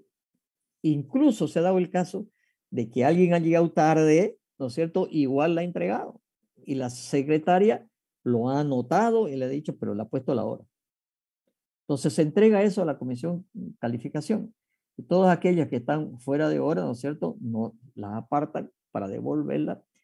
Y empieza el acto de apertura de propuesta. En ese acto de apertura de propuesta, lo que se hace es, siempre hay, ¿no es cierto?, la propuesta, donde están los documentos legales, y la propuesta técnica, y la propuesta económica. Y siempre hay original y copia. Entonces se distribuye entre los participantes de la comisión calificadora, que debe haber mínimo uno de la unidad solicitante, mínimo uno de la unidad administrativa, y está también el asesor jurídico de la unidad jurídica. Por lo menos tienen que haber esas 3 personas. Hay veces que hay más, capaz que hay 2 o 3 de la unidad solicitante, ¿sí? De los que se han nombrado como comisión. Entonces la comisión se reparte, uno la copia y el otro el original. El presidente de la comisión agarra el original y hay otro que agarra la copia y van abriendo, se abre delante de todos, ¿no es cierto? Y muestran que ese sobre no ha sido abierto, porque la norma dice que hay que presentar en un sobre cerrado y sellado y firmado. Entonces, normalmente, si yo presento mi propuesta en unos archivadores, los voy a forrar mis archivadores con papel madera, los voy a sellar bien, los voy a pegar bien. Normalmente lo que hace uno es firmar sobre el papel madera, ¿sí? ¿Y dónde? Y normalmente firmar donde están las juntas, donde se junta el papel, ¿no es cierto? Donde termina el papel, ¿no es cierto? Con el de más abajo, ahí firmo. Y encima le pongo cinta de embalaje. ¿Por qué? Porque si alguien me lo quiere abrir, va a sacar y va a sacar la firma, ¿no es cierto? Entonces, de esa manera, ¿no es cierto?, se asegura uno que no se lo van a abrir, ¿no es cierto?, el sobre. Porque hay veces que por ahí dicen, bueno, vamos a terminar de abrir los sobres mañana. Una de esas. Entonces, de esa manera yo me aseguro que esté bien cerrado mi sobre. Entonces, cuando se va a abrir un sobre, se lo muestra, ¿sí? Se lo muestra que no ha sido manipulado. ¿Por qué? Porque yo puedo dejar mi sobre un día antes, 2 días antes o una semana antes, si quiero, puedo dejar mi sobre. ¿Sí? La mayoría no lo hace, ¿no es cierto? Por el riesgo que se lo abran, pero normalmente tú no tomas los recaudos para que no se lo abran. Pero por eso se lo muestra a todos los que están en la sala, ¿sí? Se lo muestra y dice, acá está, no ha sido abierto. Ok, proceden a abrirlo, ¿no es cierto? Y le dan el original al presidente de la comisión calificadora y una copia a otro de la comisión calificadora. Y empiezan a leer, empresa, no, fulana de tal. Y empiezan a ver los formularios, ¿no? ¿Está el formulario 1 de presentación de propuesta?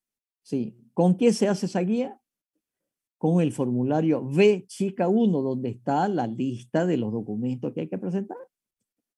Y hay 2 columnas donde dice presentó, no presentó. En realidad hay 4, después le explico las otras 2. Hay 2 columnas. ¿Presentó o no presentó?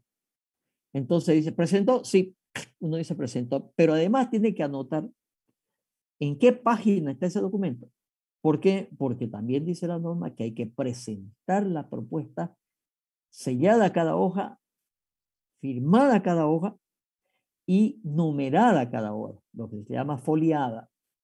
Entonces uno folia, ¿no es cierto?, numera todas las páginas de su propuesta. Por lo tanto, dirá, la experiencia general de la empresa presentó, sí presentó, ok, y está desde la página 23 a la página, por decir, 57. Entonces, ese formulario de evaluación de propuesta tiene tanto el presidente, ¿no es cierto?, como el secretario. O hay veces que solamente el secretario de la comisión de calificación, que es el que va anotando, ¿no es cierto? Y así sucesivamente. Después se abre la propuesta económica. Se lee el valor de la propuesta, se lee el valor de la garantía y se va chequeando también, ok. Una vez se puso, presentó, no presentó, en ese momento, cuando se aperturan las propuestas en ese acto, nadie puede dar opinión. A lo mucho, yo puedo decir, por favor, me lee el valor de la boleta de garantía de la empresa y el de la comisión lo va a leer. Y si yo me doy cuenta que, por ejemplo, está mal el valor, no debe ser, o el plazo está mal, puedo observar. No puedo decir eso se tiene que descalificar, no. Tiene que ser, yo observo que la empresa tal, su boleta vale tanto y su plazo vale tanto. Nada más. Se termina ese acto, ¿sí? Y se levanta un acta. Esa acta, ¿no es cierto?, con las observaciones que pudieran haber habido y con la apertura de todas las propuestas, imprimen un acta, ¿sí?, y la firman los representantes de la comisión de calificación. Y también, si yo quiero decir, yo quiero firmar el acta, usted puede firmar el acta.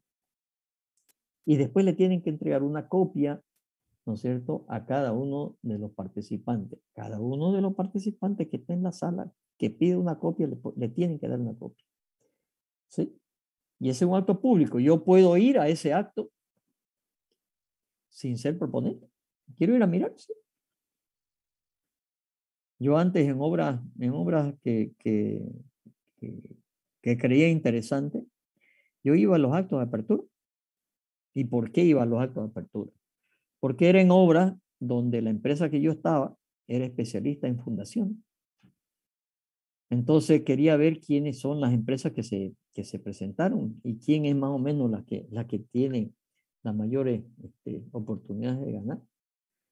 Porque a mí me van a entregar esa acta con el nombre de todas las empresas que se presentaron, con el nombre de los representantes que está ahí en sala, con su dirección y su teléfono. Entonces el día de mañana yo puedo ir, oye, mira, yo soy especialista o mi empresa es especialista en perforación de pelota.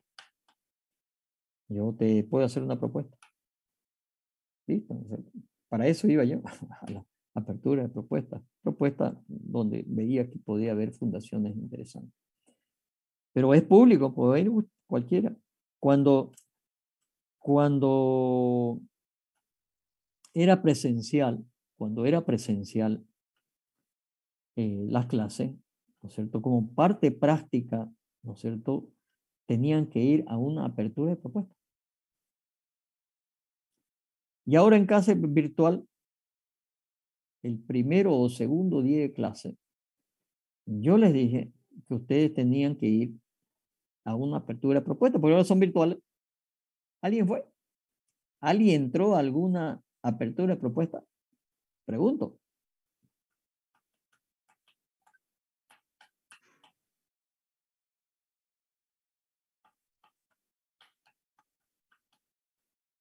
Jennifer, está apagado su micrófono. Creo que quiere hablar. Ingeniero, buena tarde, va a disculpar. No,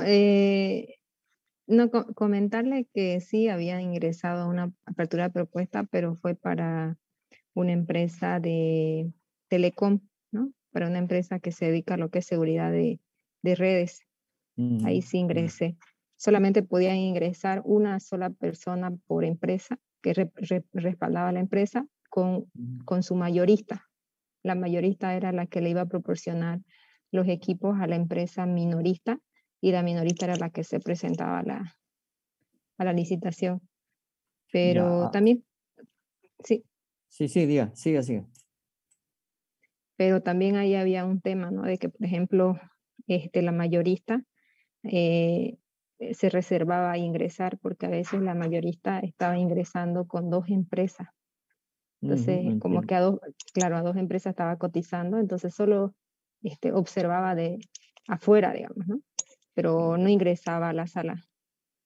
Ya. Yo no he verificado exactamente eso que solamente puede estar, ¿no es cierto?, un representante de la empresa. Teóricamente no, debería ser libre. Y si a mí me restringen, yo puedo hablar con el órgano rector y decir, oye, señor, me están restringiendo la entrada, ¿por qué? Pues, ¿cierto? La verdad que no les puedo decir que no he revisado yo a fondo el tema de propuestas presentadas electrónicamente. La verdad que no. Yo entré a una sola entrada, y no había problema, pero habría que verlo, el tema, revisarlo. Pero yo le pedí que ustedes entren, ¿no? Pero quizás ingeniero sea porque era privada, ¿no? Ah, puede Entonces ser. no es una convocatoria pública. Ah, ya. Quizás Entonces, en ese aspecto. se entiende. Se Sí. entiende. Pero yo les pedí que como práctica entren a una, ya que hay tantas y es por internet, que entren. Sí. ¿Se lo dije o no se lo dije? Creo que no nos dijo, ingeniero. Sí, les dije. ¿Ah? Voy a buscar mis apuntecitos, pues yo algunas cosas apunto. Voy a buscar qué día les dije. Ingeniero, disculpe con lo anterior que le pregunté, no me quedó muy claro entonces la comisión de recepción. Si podría volver a repetir, por favor. Ya, entonces, lo que le he explicado es el proceso de recepción de propuesta, ¿ok? Está bien, me olvidé de lo demás. La comisión de recepción que habla la norma, ¿no es cierto?, no es para recepcionar las propuestas, es para recepcionar las obras. Entonces, cuando se termina la obra, ¿no es cierto?, hay una recepción, primero una recepción provisional. ¿Cuál es el procedimiento? La empresa constructora dice, ya terminé la obra, el supervisor verifica que está todo, y si está todo bien, ¿no es cierto?, le dice al fiscal, la obra se ha terminado, está dentro de plazo, ¿no es cierto?, se solicita la recepción provisional. El fiscal va, ¿no es cierto?, a su jefe, que normalmente será el RPC, ¿no es cierto? El RPC consulta con la MAE y le dice a la MAE, señor MAE, tiene que nombrar la comisión de recepción de la obra. La MAE, mediante una resolución expresa, ¿sí?, dice, la comisión de recepción estará formada por señor fulano de tal, señorita, señora, ¿no es cierto? Esta es la lista, pero la norma dice que tiene que estar, por lo menos tiene que estar el de la unidad solicitante, tiene que estar el de la unidad administrativa, tiene que estar el fiscal, tiene que estar el supervisor y obviamente el contratista de la obra.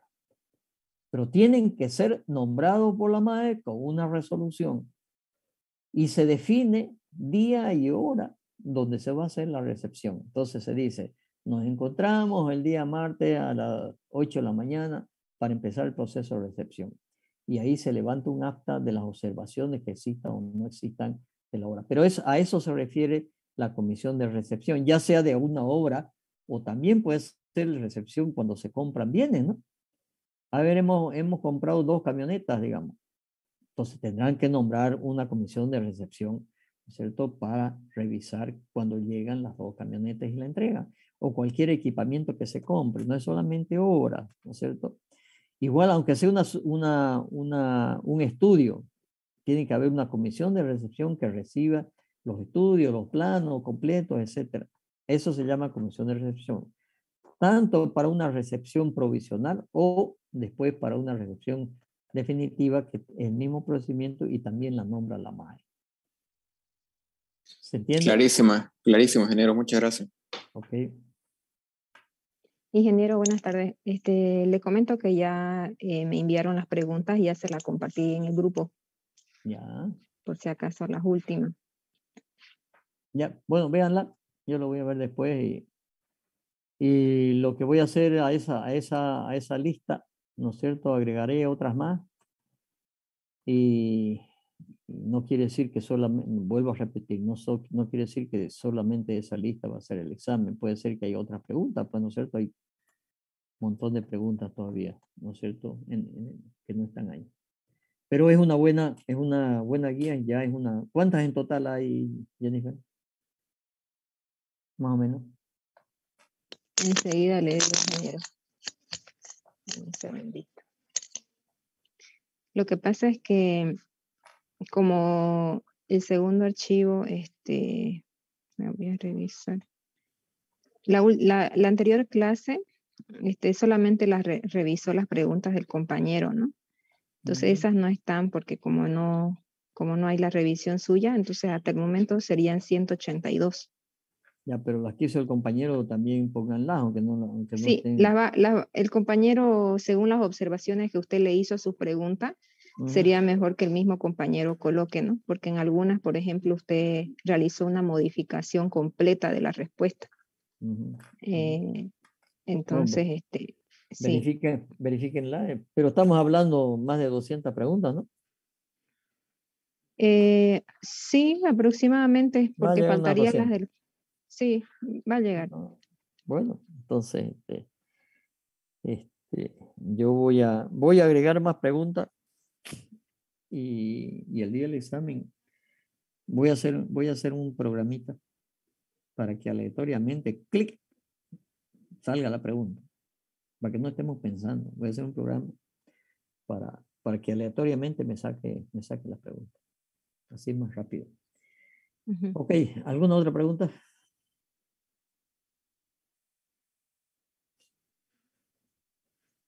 No hay más preguntas. Bueno, les hago la última pregunta del semestre, de la materia.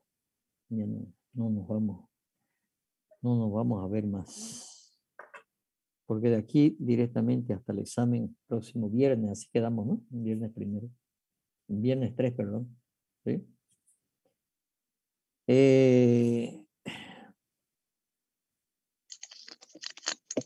La última pregunta que quiero hacerles es opinión de la materia, opinión del dictado. Recibo todas las críticas constructivas que quieran. No me enojo. Lo que sea para mejorar la materia. Esto siempre lo hago, así que cualquier crítica que pueda hacer para mejorar la materia, para los que vienen, adelante. ¿Sí? A mí me gustaría dar una opinión constructiva, ¿no? Sobre el tema de los formularios. Si bien hemos tocado los temas, sería bonito hacer un formulario, rellenar todos los formularios en clase, así con los compañeros, una propuesta así super X, ¿no? Inventarnos y rellenar todos los formularios, porque una cosa es saber y otra cosa es ponerlo en práctica, ¿no? Verlo. Eso sería una bonita actividad. Sí, alguna vez hice lo siguiente, que un grupo prepare los documentos para una propuesta, para una licitación. Otro grupo presente una propuesta y otro grupo califica la propuesta. Esa es una experiencia espectacular realmente. El tema es que para hacer eso, había que tener libertad para ir a buscar información, irse a una empresa, buscar la información para que les dé alguna información de información de empresa, digamos, ¿cierto? Pero es algo que yo creo que ya el próximo semestre se la podrá implementar. Tiene toda la razón. Por eso yo armé 3 grupos. Uno es unidad solicitante, ¿sí? Incluso se nombró un RPC y uno de la unidad administrativa. Entonces estaban todos, ¿no es cierto? Y si quieren una MAE más, entonces, ¿dónde está la resolución de la MAE que nombra al RPC? Y tenía que hacerla. ¿Dónde está la resolución del RPC que nombra la Comisión de Calificación? ¿Dónde está la carta que manda la unidad solicitante a la unidad administrativa pidiendo la certificación presupuestaria? ¿Dónde está la respuesta de la unidad administrativa diciendo tiene presupuesto, ¿no es cierto? Está en el POA. Y después preparar los pliegos, ¿no es cierto? De los pliegos, los planos, ¿no es cierto? Y preparar y armar el DBC. El DBC, ¿no es cierto? Según la norma, lo arma, en realidad, lo tiene que subir al SICOE, la unidad administrativa. Pero lo que hace la unidad solicitante es entregar toda la parte técnica. La unidad administrativa, teóricamente, la junta en un solo documento, que es el DBC, y lo sube al SICOE. La unidad administrativa se encarga de todo lo que es el SICOE. Entonces, hacer esa práctica, unos que preparen la propuesta, otros unos que armen el DBC, otros que preparen la propuesta y otros que califiquen la propuesta, alguna vez lo hice y resultó muy bien. Pero ¿saben qué? Se necesita mucho más tiempo. Y además pedí en su momento que me dé un auxiliar. Dice, no, ingeniería legal no necesita auxiliar, si es pro, bla, bla, ¿sí? Pero para hacer lo que usted dice, se necesita un poco más de tiempo y apoyo. Pero es interesante. Voy a ver, no sé si para el próximo semestre, pero para el subsiguiente puede armar eso. Voy a armar una obra pequeña, aunque sea una hora para hacer una barda, digamos, pero que esté todo el proceso. Buena sugerencia, gracias.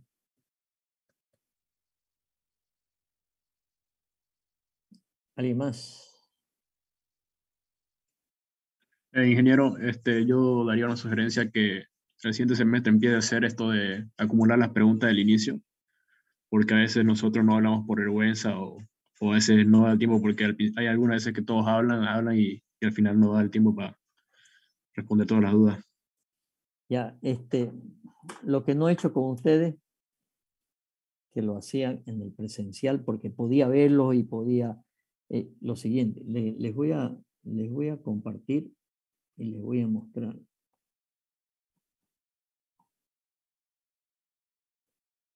A ver, denme un momentito.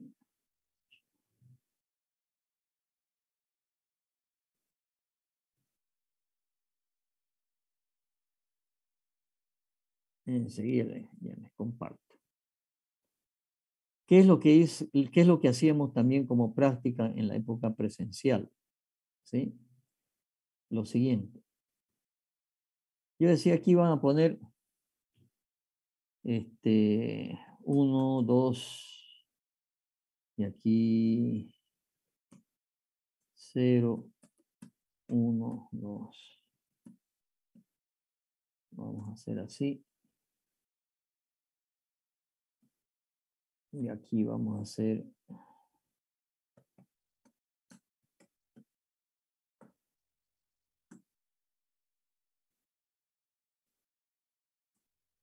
así.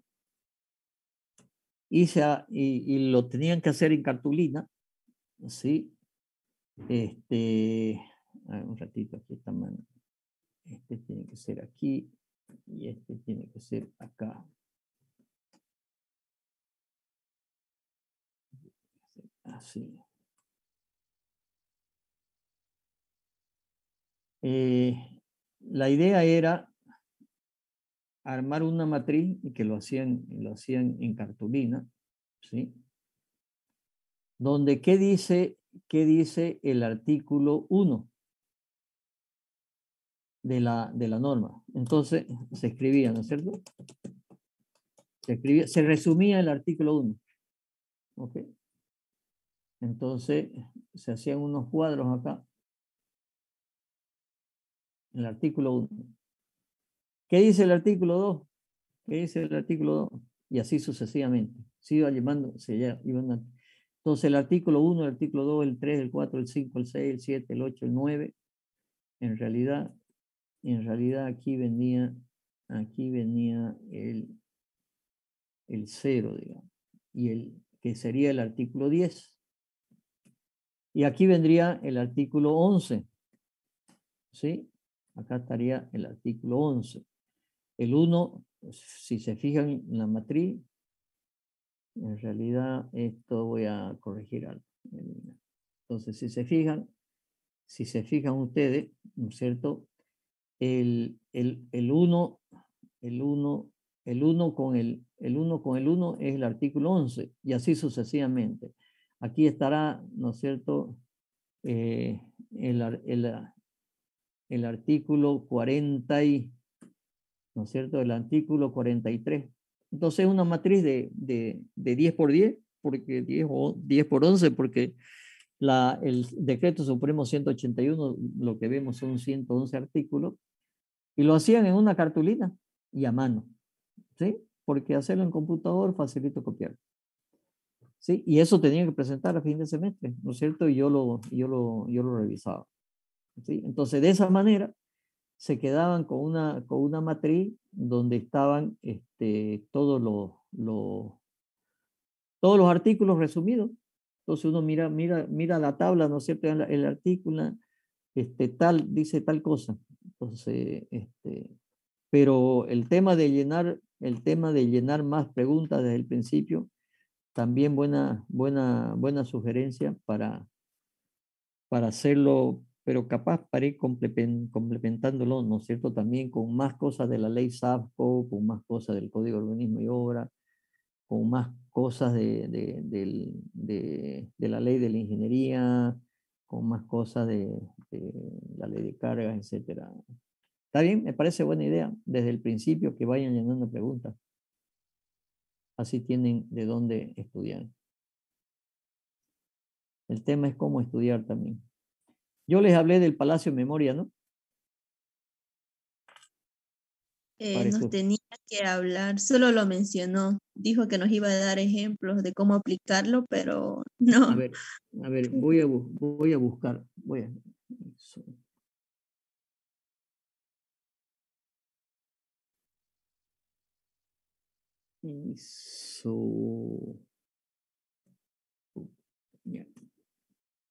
Este alumno, ¿sí? Lo practicó, ¿sí? Este alumno lo practicó y mandó un video de cómo había hecho él su Palacio de Memoria. Y la verdad que fue muy bueno. Se sacó 100, ¿no? A ver, creo que es este. No es un video, es un audio. Voy a ver si es este. Si es este, se lo mando. Hola, ¿qué tal? En este audio voy a explicarte en resumen todo acerca de esta menotecnia del Palacio Mental. También, si es que encuentro algunos videos en YouTube, te los voy a pasar para reforzar la idea. Y si tenés más curiosidad, te interesa o no te quedaron claras algunas cosas, en internet hay hartísima información, o si no me escribís para que yo te las despeje las dudas. Para empezar, ¿qué es una menotecnia? Una menotecnia es una técnica o un truco mental que te ayuda a memorizar o aprender información que sabes que es difícil de memorizar. Ok, ese se los paso. Él hizo este audio para sus compañeros, ¿no es cierto?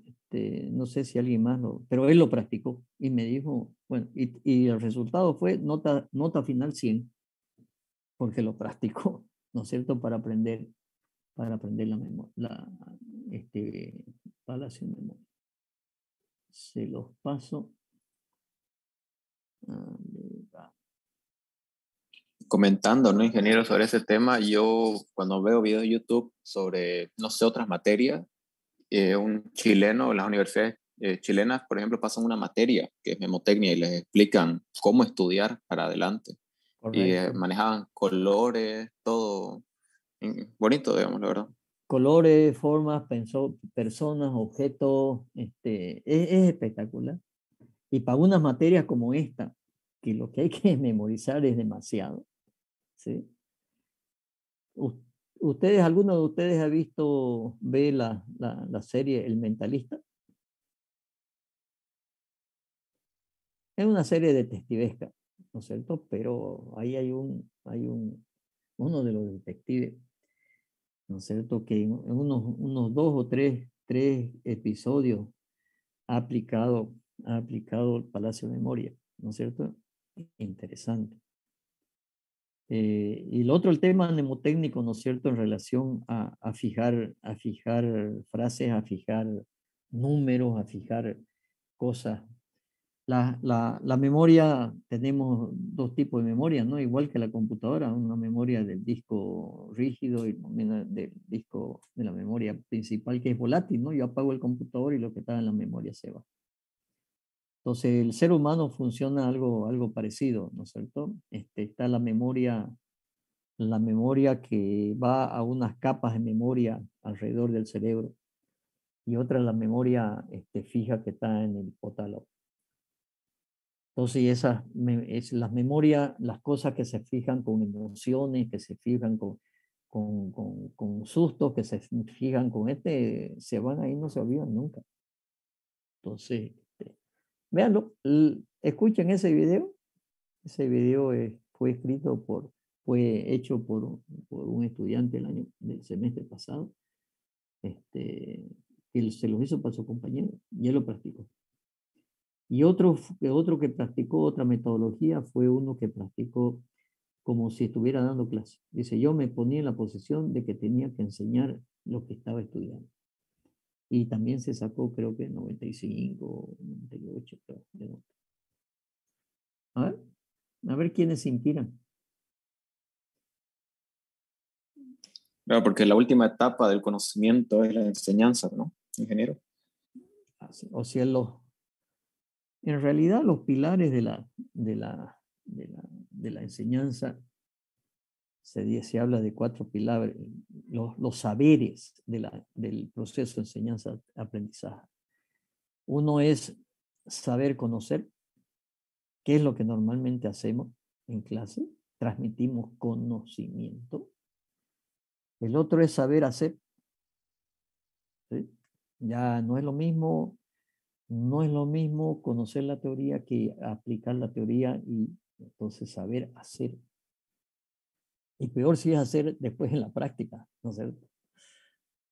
El saber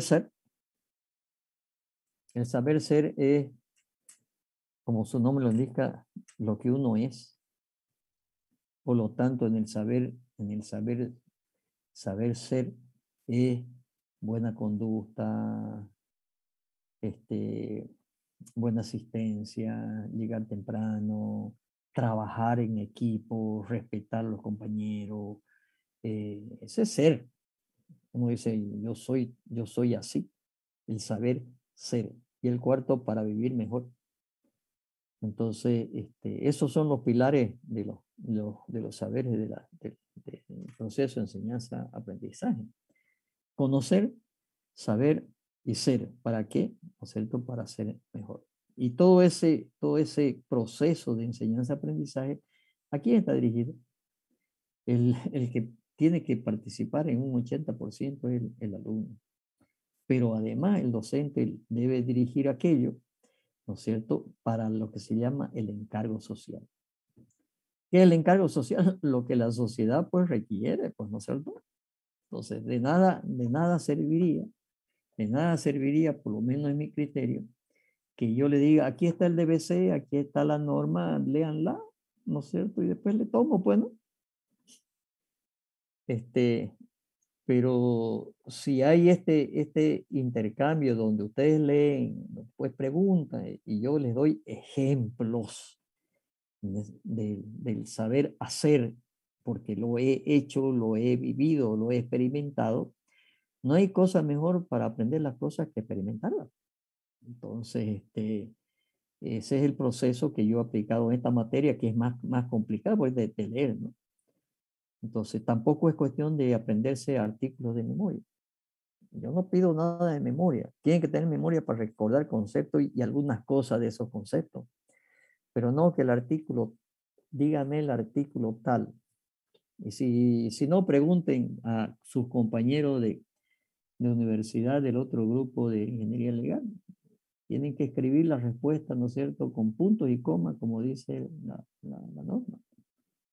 Entonces, aquí no estamos aprendiendo jurisprudencia, no es clase, ¿no es cierto?, de jurídica. Son clases para que ustedes entiendan a interpretar la norma. Y por eso, ¿no es cierto?, se les da la cantidad de ejemplos que por eso tomé la materia, digamos, por haberla vivido por más de 30 años, cosas de esta materia. Y hoy en la actualidad estoy yo digo, con trabajo, gracias a esto, digamos.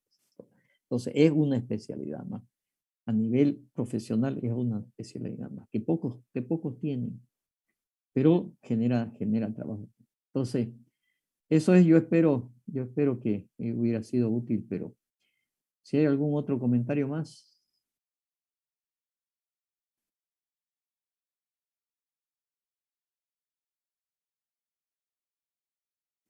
Ok, jóvenes, muchas gracias. De aquí a una semana nos vemos en el examen final. Vamos a empezar igual que el examen parcial, ¿no es cierto? Llamaré por lista y después definiremos algún tipo de horario, porque si no, en 2 o 3 clases, sabemos que necesitamos unas 4 clases por lo menos. Aunque en la última lista, no sé cuánto era en la última lista, ¿les di la última lista? Sí, ¿no? Sí, creo que sí, dijo que éramos unos 40. Buenas tardes. Sí, Daniela, adelante. Ingeniero, Sí.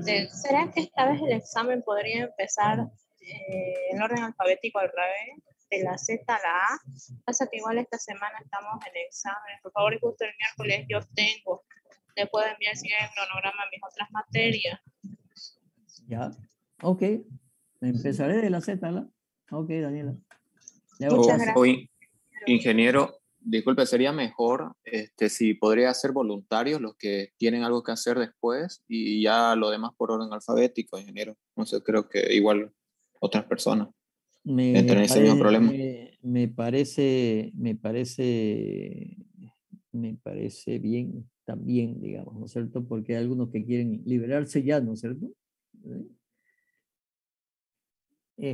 Bueno, una solución para lo que dice Daniela, que tiene problema el miércoles,